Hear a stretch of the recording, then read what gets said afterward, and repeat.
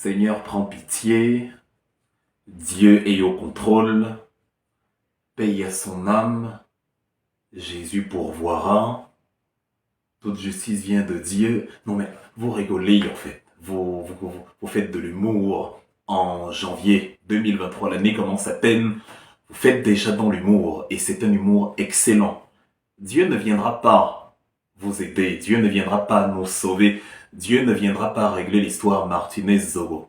Mettez-vous dans la tête que Dieu se fout royalement de nos problèmes. Dieu ne viendra pas résoudre cette affaire de meurtre commanditée par les hauts placés de la République à la place de ceux qui s'indignent ou qui refusent de s'indigner pour ce meurtre-là. Dieu ne fera rien du tout. Dieu ne déteste pas la petite fillette qui s'est fait manger par un chien parce que ses parents l'avaient oublié à la maison en Europe il y a quelques temps. Dieu ne déteste pas le petit Ilan qu'on a retrouvé vomi par la mer après que le naufrage qui transportait ses parents et lui-même, après que le bateau ait fait naufrage. Dieu ne déteste pas les petits bébés qu'on retrouve morts sur l'accident des Douala lors des accidents des bus et autres. Donc, Dieu ne viendra pas régler le cas Martinez-Zogo. C'est une excuse lâche pour ceux qui se dédouanent de la responsabilité de mettre la pression pour débusquer les coupables. Il faut arrêter avec ça. Taisez-vous et on verra si Dieu va faire quoi que ce soit. Ne faites rien, attendez, dites Dieu est au contrôle et on verra le contrôle là. Pendant que vous dites que Dieu est au contrôle, vous-même avez peur que vous soyez le prochain sur la liste. Donc vous savez quelque part dans votre subconscient que la solution n'est pas d'attendre le miracle. La solution c'est de trouver les coupables, de juger tous ceux qui sont suspects, d'interpeller tous ceux qui sont suspects, de les interroger et de déterminer avec une précision chirurgicale à quel point ils sont impliqués dans l'assassinat de Martinez-Zogo. Tous ces gens en cravate, parce que ce sont des gens en cravate, vous le savez très bien. La raison pour laquelle tout le monde a peur au Cameroun, la raison pour laquelle vous dites on ne parle pas ici. Chaque fois que je parle avec les gens qui sont au Cameroun sur WhatsApp, quand il faut prononcer les noms des pontes du régime ou de leurs amis, ils ne les prononcent pas. Donc, vous savez qui sont les meurtriers. On a circonscrit les meurtriers, la liste des meurtriers. C'est-à-dire, on a un échantillon d'un pays, 25 millions de personnes, mais en même temps, on a, justement, dans les 25 millions de personnes, un certain nombre de gens qui font partie de ceux qui potentiellement pourraient être les auteurs du crime, puisque ce ne sont pas les 26 millions de Camerounais qui ont commis le forfait. Donc on procède par tri dans les 25 millions qui peut être innocent. Et là, on se rend compte que tout le monde est innocent, tout le monde qui fait partie du bas peuple est innocent. Ceux qui sont coupables se trouvent dans l'oligarchie dominante, dans ces hommes qui portent la cravate, dans ceux qui roulent en Prado noir, dans ceux que vous appelez excellence. Ils sont dans le camp là, vous le savez déjà. Donc on sait déjà où les trouver, on sait déjà qui sont les suspects, on sait déjà à quel endroit ils se situent. C'est pour ça que vous n'ouvrez pas la bouche. Comment Martinez-Zogo a été assassiné, le tableau est simple. Je ne pense pas qu'il soit besoin de le rappeler encore, mais faisons-le puisque visiblement, il y a des esprits il y a des têtes plus résistantes que ce que l'on pourrait croire.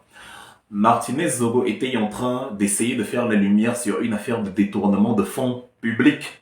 Et il s'apprêtait à publier la liste justement de l'envergure de ces détournements-là et des auteurs de ces fameux détournements à travers deux lignes principales que nous connaissions, la ligne 94 et la ligne 65, et à travers une troisième ligne qui restera le plus bel héritage qu'il nous ait laissé, l'information sur l'existence de la troisième ligne de banditisme politique, la ligne 57. Il s'apprêtait à dévoiler les noms des auteurs de ces prévarications-là et il a été assassiné dans la foulée. Déduction logique, même le dernier des crétins comprend que si demain vous dites je vais publier, je ne sais pas, une vidéo où Wilfried Ekanga reçoit de l'argent d'un terroriste pour aller assassiner des gens à Berlin, et que vous-même vous êtes assassiné 2 jours plus tard avant d'aller publier le résultat de vos travaux, évidemment, le suspect numéro 1 sera Wilfried Ekanga. L'information judiciaire numéro 1 se portera, l'instruction sera saisie contre Wilfried Ekanga parce que il est justement celui à qui profite votre décès. Vous avez donc vu la concordance des événements. Il aurait pu être assassiné un matin où il marchait tranquillement dans la rue en incognito, mais il a été assassiné quand l'étau se resserrait déjà sur les gens qu'il a incriminés depuis la nuit des temps. Mais ces gens qui, jusqu'à présent, ne bougeaient pas trop parce qu'ils se disaient, bon, il va parler de toute façon, moi, le Tout-Puissant, qu'est-ce qu'on peut faire? Qu'est-ce qu'on peut me faire? Sauf que les temps changent, les Camerounais deviennent de plus en plus attentifs à la prévarication de leurs impôts. On parle des 3000 milliards de la canne, on parle de ci, on parle de ça, et donc, les cordes se resserrent autour des acteurs politiques et parapolitiques qui sont coupables de ces malversations financières. Et donc, avec l'existence de la ligne 57, avec les éléments preuves à l'appui, avec justement une accusation preuve à l'appui de ces détournements, avec des documents authentiques, avec justement l'information puisée à la source, ça devenait compliqué pour ces acteurs-là. Si puissants qu'ils sont, ça devenait compliqué pour eux quand même de s'en sortir après que ces éléments-là aient été dévoilés. D'où l'assassinat de Martinez Zogo. Et la façon dont il se fait y assassiner, la façon dont on le déchiquette, dont on le brûle, dont on le viole, dont on le découpe, dont on le charcute, dont on l'humilie en lui faisant manger des excréments, la façon dont on le traîne, la façon dont on l'expose aux charognards, la façon dont on l'humilie, dont on ridiculise l'homme qu'il a été. C'est pour manifester la haine de ceux qui l'ont tué. Ça veut dire c'est des gens qui l'ont tué avec une rage où ils ressentaient le soulagement de se dire on l'a échappé belle, ouf, enfin on t'a eu en toute dernière minute, on a marqué notre but à la 90e minute avant que l'arbitre ne siffle la fin du match. Donc, ils ont extirpé toute la rancœur, toute la rancune qu'ils avaient, d'où la nature sauvage de son assassinat. Voilà les gens qui l'ont assassiné. C'est un assassinat politique, parce que ceux qui ont volé ne voulaient pas qu'ils dévoilent qu'ils ont volé. C'est une affaire d'une simplicité terrible. Pour trouver les assassins, il faut s'interroger qui est-ce que Martinez a accusé de vol? Tout simplement. Qui est-ce que Martinez a accusé de vol et de qui Martinez parlait-il quand il disait de lui-même ceux-là vont me tuer et que la seule façon pour vous de m'empêcher de dévoiler votre vol, c'est de me tuer. Ils ont fait exactement cela et la nature de l'assassinat montre que c'est un assassinat de rancune, c'est un assassinat de haine. Ce n'est pas un truc vite fait, on dit ping, on l'a fait taire et après on passe à autre chose. Non, c'est un assassinat où non seulement on torture parce qu'on veut récolter des informations. Tu as pris où? Est-ce qu'il y a des documents? Est-ce que parce qu'on veut qu'après l'avoir tué s'il y a encore des documents en fuite, on puisse aller les récupérer.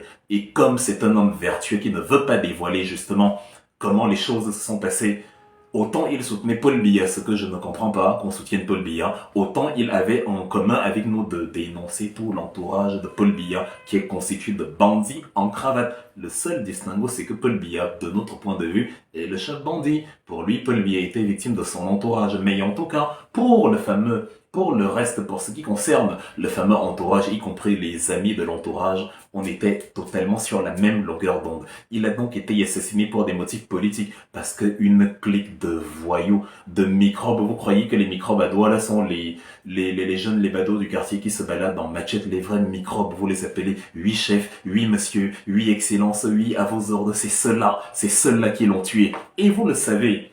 À partir du moment où vous le savez, mettez la pression au gouvernement, à Emmanuel Sadi, à Tanganji et aux autres de dire les coupables sont parmi vous, donc ne nous perdez pas le temps. Laissez la langue de bois, laissez cette histoire de l'enquête suivre son cours et tout. Partez du principe dès la base qu'ils ne font que vous dire des mensonges.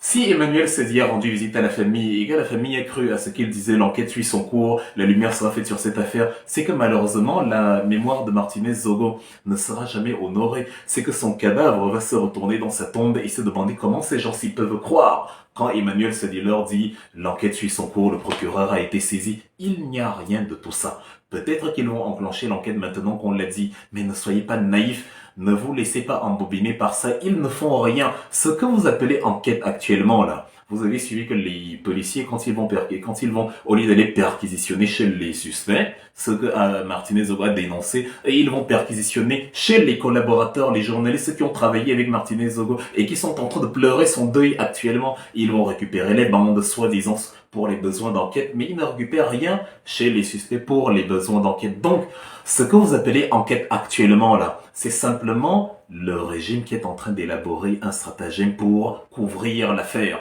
Ils sont en train de s'arranger. Comment est-ce qu'on va, si on nous exige à tout prix un meurtrier, et qui est-ce qu'on peut prendre comme bouc émissaire? Est-ce qu'on ne peut pas prendre un condamné à vie à la prison de Kondengui, le présenter comme, justement, l'assassin de Martinez Zogo, créer une histoire derrière, rendre ça le plus crédible possible et calmer les ardeurs des Camerounais? Voilà ce qu'ils sont en train de faire. Ils ne sont pas en train de chercher les coupables que vous savez. Vous êtes d'accord avec moi que si c'était un microbe à Douala qui avait assassiné Zogo, vous ne seriez pas tétanisé maintenant à l'idée d'exprimer ou de dire certains noms. Si on dit, je prends un exemple, c'est juste un exemple. Si on vous dit que c'est le ministre Wilfried Ekanga qui a tué Martinez Zogo, évidemment, vous allez vous dire que puisqu'il est un ponte du régime, il est ultra puissant et tout, il va mettre la machine en marche pour vous assassiner. Mais si on vous dit que c'est Camdem, Lucas ou Jean-Jacques ou Bernard au quartier qui a assassiné Amogo Bellinga, vous n'aurez pas peur de prononcer parmi la liste des suspects éventuels les membres du gouvernement, parmi lesquels, par exemple, le ministre Wilfried Ekanga. Parce que vous savez que de toute façon, il n'est pas le meurtrier, donc je ne risque pas de mourir en les dénonçant. Mais comme vous savez dès la base que ce que vous appelez monsieur le ministre, ce que vous appelez excellence, ce que vous appelez oui monsieur, oui boss, c'est eux les tueurs, vous avez d'office peur qu'ils vous tuent aussi. Donc vous savez qui sont les tueurs. Du coup, si vous êtes naïf encore, quand donc Emmanuel Sadi, qui vous a bien menti le jour où il fait son communiqué en disant oui, nous avons nous avons appris la disparition de Martinez Zogo, nous suivons cette affaire de près, nous allons tout faire pour le retrouver et tout, et voilà. Et où il a ajouté que bon, Martinez Zogo, pourquoi il parlait même mal contre certaines personnes, il aurait dû respecter la déontologie, il aurait dû dire que les voleurs de la République sont de bons patriotes et d'excellents citoyens. Donc, Monsieur Sadi vous a menti ce jour-là, sachant déjà que Martinez était mort, puisque Monsieur Xavier nous apprend que lui-même il savait déjà que Martinez est mort. Le matin, il savait déjà. 2 heures après, il savait. Il est impossible qu'il ait su ça avant le gouvernement. Donc, plusieurs jours après, 2 jours après, quand Emmanuel Sadi vous dit qu'il suit l'enquête, il sait déjà depuis 2 jours que Martinez Zogo est décédé. C'est donc ces menteurs là, ces mythomanes en plus d'être kleptomanes qui viennent devant vous et vous disent que l'enquête suit son cours. Après 6 jours, on n'a arrêté personne, il n'y a pas de suspect, il n'y a pas de communication. On vous dit le procureur s'est auto-saisi, le procureur vous ne le voyez pas, il ne parle pas, il n'y a pas de rapport d'étape, il n'y a pas de communication, il n'y a pas d'état d'avancement de l'enquête. On va vous sortir du chapeau demain des oeuvres qu'on a pris, un peu comme on a pris en Ambazonie quelques Camerounais, quelques petits humoristes dont on a dit qu'ils étaient des ambazoniens et qu'ils déposaient les armes et que le grand dialogue national s'était bien passé et que la guerre anglophone est finie. Le mensonge n'aboutit à rien. Vous voyez bien que la guerre anglophone n'est pas finie puisque ce n'étaient pas les interlocuteurs principaux, ceux qui revendiquaient, ceux qui ont justement eu le ras-le-bol envers le régime et ont pris les armes. Ce n'étaient pas ceux-là qui les ont déposés, c'était des amuseurs publics qu'on avait pris pour calmer les ardeurs des Camerounais. De la même façon qu'on essaie de calmer vos ardeurs actuellement, donc ils vont essayer de mettre tout en marche pour que les gens se tassent, pour que l'émulation qui est en train de se créer meure. Ils sont en train de miser sur le pourrissement, comme j'ai l'habitude de dire qu'avec le temps, on n'en parle pas, avec le temps, on oublie, avec le temps, voilà, ça se passe comme Bibi Ngota, comme tous les autres, et c'est exécrable de s'imaginer que c'est ce qu'ils ont en projet. Ce sont leurs amis qui ont tué Martinez Zogo. Ce sont leurs amis, c'est leur camp, c'est leur oligarchie, c'est leur gang, dont ils ne vont pas se vendre mutuellement. Ils vont tout faire pour se protéger. Voilà la fameuse enquête qu'ils sont en train de faire. C'est une enquête de sécurisation. Ce n'est pas une enquête de dénonciation. On ne cherche pas les criminels. On les connaît. On cherche à sécuriser les criminels, à leur trouver une porte de sortie, une échappatoire. Et ils useront de tous les moyens. Des moyens financiers pour corrompre la famille. Vous aurez des proches qui vont vous dire que non, l'enquête finalement ils ne veulent plus. Ils vont corrompre les chefs traditionnels qui vont vous dire, lorsque une partie, certains d'entre eux vont dire nous réclamons justice, on veut marcher, ils vont vous dire que non, on n'a jamais rien réclamé de tout ça. Les mêmes qui savent se mobiliser pour des bêtises, pour je ne sais pas, de la nourriture, pour des choses sans queue ni tête, pour justement revendiquer la vérité sur l'assassinat d'un de leurs fils, d'un de leurs concitoyens. Ils en sont incapables parce que derrière, il y a beaucoup de billets de banque qui circulent, il y a beaucoup de caisses, il y a des menaces, des intimidations, mais surtout de la séduction pécuniaire. C'est ça qui fait donc que l'enquête va piétiner. Si vous n'êtes pas malin donc, et si vous enfermez dans la prière, Dieu est au contrôle, Jésus revient bientôt, que sais-je encore, vous perdez du temps à vous-même. Jésus ne va rien faire.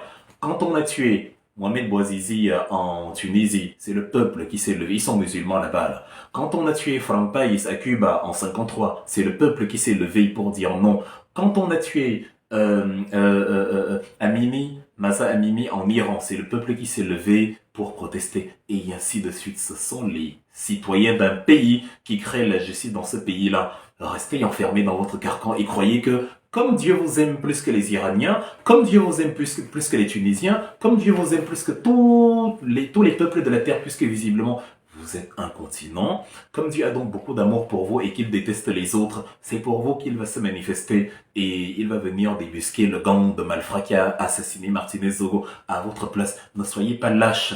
J'exhorte les journalistes à réenclencher les marches. Monsieur Atanganji et consorts ont refusé la déclaration des journalistes. On leur a dit, calmez-vous, l'enquête suit son cours, j'en appelle la pondération. Ne pondérez pas, ne pondérez rien, ne vous fiez pas à ceux qui vous disent que oui, il y a risque de récupération, que eux-mêmes sont en train de faire de la récupération. Ils veulent vous gagner à leur cause. Nous, on combat pour la vie. S'il y a récupération, si nous faisons de la récupération, ce que nous voulons récupérer, la seule chose que nous voulons récupérer, c'est la dignité de Martinez Zogo. Parce que nous ne voulons pas que la même chose arrive à nos enfants. Voilà ce que moi je veux récupérer. Récupération politique, je n'en ai rien à faire. Que ce soit Maurice Kamto, que ce soit Cabral Libi, que ce soit Paul Biya. Si je suis du MRC et que Maurice Kamto me dit de laisser cette histoire et de ne plus en parler, je vais lui dire, monsieur le président, je continue de parler parce que ça me tient à cœur et je n'attends pas votre aval. On est dans la récupération de la vie, dans la récupération de la dignité humaine. On n'est pas dans un sectarisme où c'est une, je sais pas, une entité suprême qui décide à notre place de ce dont on doit parler et ce qu'on doit laisser. C'est de ça qu'il est question actuellement. Donc, laissez tomber la naïveté, continuez de bousculer. Dites Emmanuel Sadi, nous ne croyons pas, quand vous nous dites que l'enquête suit son cours, nous ne croyons pas. Pour que nous croyions, il faut deux choses. La première, c'est interpeller les suspects parce qu'il y en a, on les connaît. La deuxième, c'est nous fournir des rapports d'étape, des rapports d'enquête, nous dire comment ça évolue, qu'est-ce qui a été fait, qu'est-ce qui a été... Parce que là, on est dans le management de l'opacité, on est dans l'invisible, on ne voit rien, c'est bloqué, c'est verrouillé, il y a un mur. Et ça permet de mentir goulûment. Et ils attendent qu'après vous dites que bon... Ça va prendre du temps, c'est normal, même aux États-Unis, les enquêtes prennent du temps, donc attendre. Et après, vous avez oublié, après, ils vont créer autre chose. Et après, voilà, le Cameroun a brillé. J'aime beaucoup, même si nos artistes, nos personnalités publiques se distinguent par leur nullité extrême pour beaucoup d'entre eux, parce qu'ils ne dénoncent pas le cas de Martinez Zogo. On a quand même dans le bas peuple, dans beaucoup d'entre nous également, une autre partie, une autre moitié des Camerounais qui maintiennent justement le fer chaud depuis plusieurs jours. On peut quand même dire qu'on n'a jamais vu une indignation d'une telle envergure qui tient dans le temps. Il faut continuer de tenir, il faut les mettre mal à l'aise, il faut insister. Si on vous a refusé une fois, cognez encore. C'est ce que faisait Martin Luther King, c'est ce que faisait Rosa Parks, c'est ce que faisait Malcolm X, c'est ce que faisait Steve Biko, c'est ce que faisaient tous ceux qui ont combattu pour les droits humains. Si à Tanganji et ses sous-préfets vous disent qu'il n'y a pas de marche, allez encore déclarer, allez déclarer le lendemain, allez déclarer 8 fois par jour, épuisez-les. Dites-leur que la raison pour laquelle nous continuons de déclarer les marches, c'est que nous voulons faire notre marche jusqu'à Itoudi, jusqu'à devant Paul Biya, et que nous ne vous croyons pas du tout. Vous n'avez plus aucune crédibilité. Arrêtez de dire oui, monsieur, excellence, oui, on a compris.